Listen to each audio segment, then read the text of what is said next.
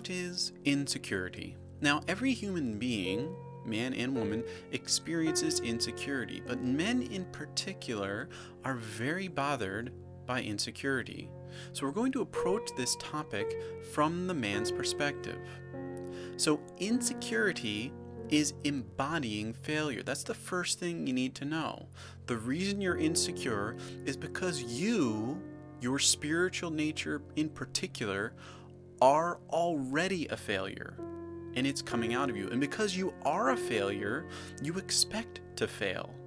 That's what insecurity is.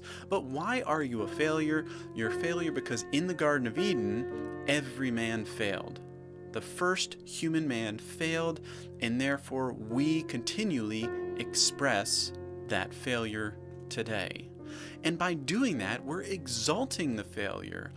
Generationally, we're compounding Adam's failure, and we're displaying it amidst our masculine insecurity.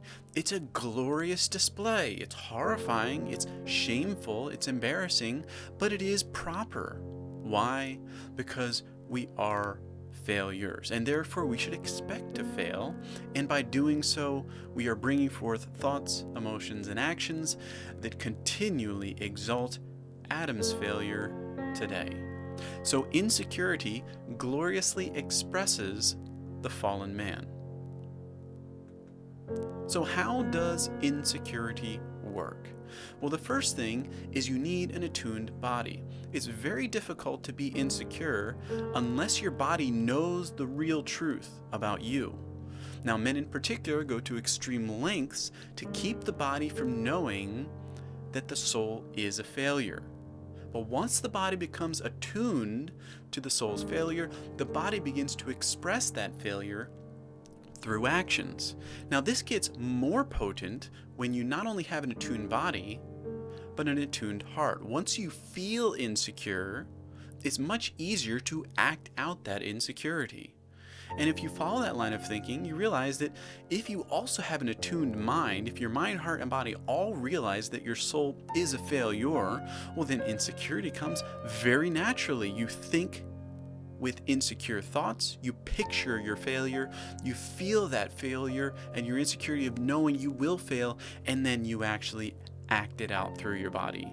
And when you have all three of these aligned, you get a vivid expression of a soul who's already a failure. But it's interesting to note that no matter how insecure your thoughts, emotions, and actions become, they will never fully attain the failure of who you are. Your failure in your soul is complete, and your mind, heart, and body will express that, but they will never fully attain that. So when creation attunes a fallen soul, insecurity is natural. So why does insecurity exist? The first thing we see is that insecurity exposes all men. You only need one insecure man who's visibly insecure, and it exposes all men. And no man likes to see another individual being insecure. Why? Because it implicates all of us.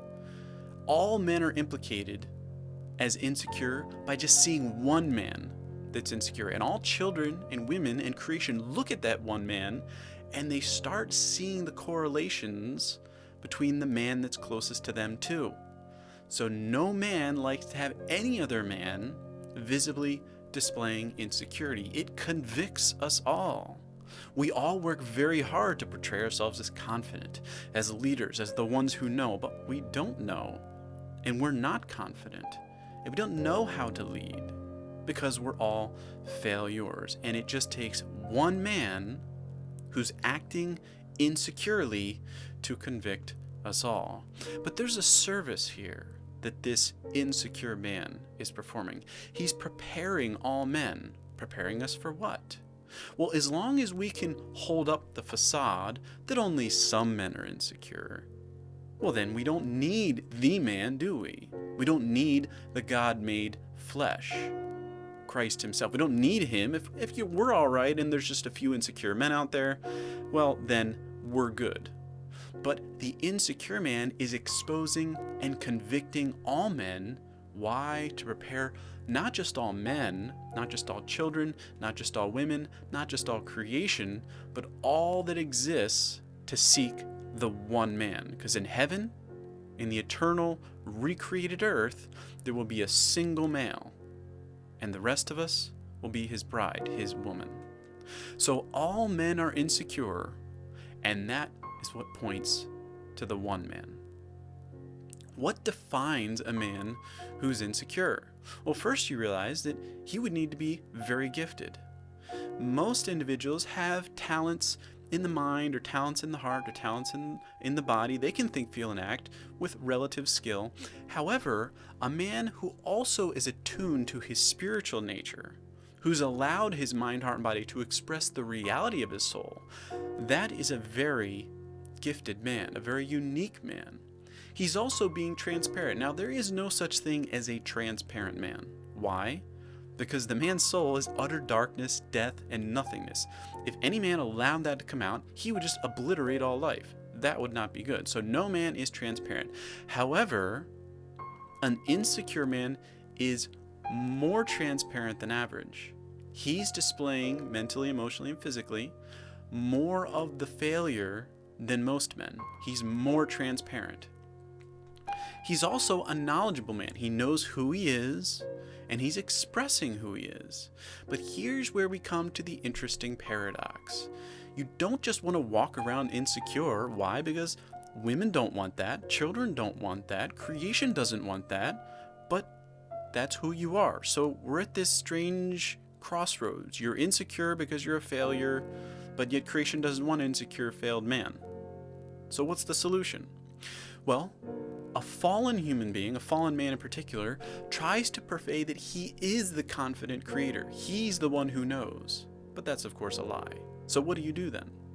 Well, you know who you are as the one who's not the confident creator.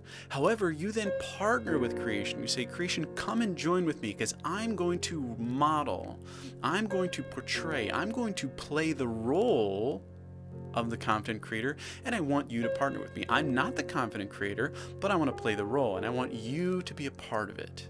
And that's very interesting to creation.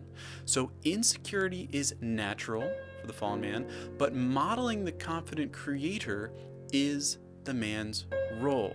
So although you are insecure because you're not the confident creator, you still get to play the role of the confident creator. You're an actor. You're portraying him. You're not him, but you're going to portray him. And you do that by partnering with a woman, with children, and the world, and say, come and be part of the show that I'm putting on about the confident creator. But I'm not the confident creator, but together we're going to put this amazing show on. And that excites creation. If you say you are the confident creator, that will anger creation. That will anger the woman. That will disappoint the children. However, if you communicate that you're going to put a show on, that you want their participation, and you're going to play the role of the confident creator, but you're not the confident creator, that's something that creation can get behind.